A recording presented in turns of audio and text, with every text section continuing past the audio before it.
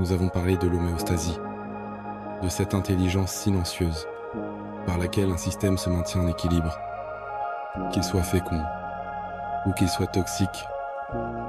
Nous avons vu que cet équilibre ne choisit pas le bien, il choisit le stable. Et maintenant, avançons d'un pas. Regardons ce que cette logique produit quand elle se déploie dans le temps. Nous vivons dans des cycles, des boucles temporelles, des orbites plus ou moins larges, dans lesquelles notre conscience circule, comme un corps pris dans un champ gravitationnel. Dans le présent, nous suivons le flux, les courbures du temps, les sillons déjà tracés. Et la plupart du temps, nous ne savons même pas que nous suivons. Quand nous essayons de penser ce que nous vivons, ce que nous analysons, est déjà du passé. Il n'est plus malléable. Il est figé dans la mémoire, dans le récit, dans la trace. Et quand nous tentons d'anticiper, ce que nous imaginons devient un futur potentiel. Un futur encore ouvert, encore ondulatoire. Mais voici le point subtil. Si ce futur anticipé devient un présent, alors l'esprit le valide. Il se dit « Je savais, j'avais raison, le monde est cohérent ». Et cette validation nous rassure. Elle nous ancre, elle renforce l'équilibre du système. Même si d'autres futurs, plus vastes, plus vivants, plus bénéfiques, étaient possibles. Il existe des cycles courts, rapides, répétitifs. Ce sont ceux que nous manipulons le plus facilement. Habitudes, rituels quotidiens, réactions émotionnelles. Un présent en devenir, un passé immédiat. Et puis il existe des cycles plus larges, des orbites longues, plus lentes, moins visibles. Nous ne les conscientisons pas toujours, mais nous leur donnons des noms. Adolescence, crise de la quarantaine, cycles hormonaux, rythme biologique, transformation sociale, mouvement culturel. Ces horloges internes et externes traversent notre psyché.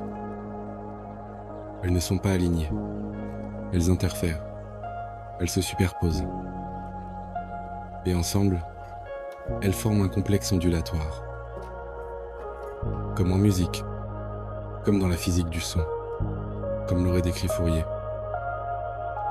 Ce que nous vivons au quotidien, ce que nous appelons mon expérience, n'est que la lecture corpusculaire d'un phénomène fondamentalement ondulatoire. Le corps vit les impacts, l'esprit, les interférences. Autrefois, les sociétés savaient cela. Elles observaient les cycles naturels, jour et nuit, saison, lune, marée. Le temps était un flux, un souffle. Puis sont venus les instruments, la clepsydre, le sablier, le clocher au centre de la ville. Le temps a été découpé, segmenté, distribué. Chaque cloche appelait un acte, chaque heure assignait une fonction. Plus tard, toutes les horloges, les montres, les calendriers. Le temps est devenu mesurable, comptable, corpusculaire. L'humanité s'est peu à peu désynchronisée du flux ondulatoire de la nature. En échange, elle a cru gagner une maîtrise personnelle. Mais cette maîtrise était en grande partie illusoire. Car ce ne sont pas les individus qui ont façonné ce temps découpé. Ce sont les structures, les religions, les cultures, les pouvoirs, les systèmes. Le temps est devenu un outil de gouvernement de la réalité. Et peut-être sommes-nous arrivés à un seuil, un moment où il devient nécessaire de réconcilier le corps et l'esprit, le corpuscule et l'onde. Non pas pour rejeter les cadres, non pas pour refuser les lois, mais pour retrouver une liberté intérieure dans la manière dont nous habitons le temps. Reconnecter le corps à ses rythmes, reconnecter l'esprit au flux.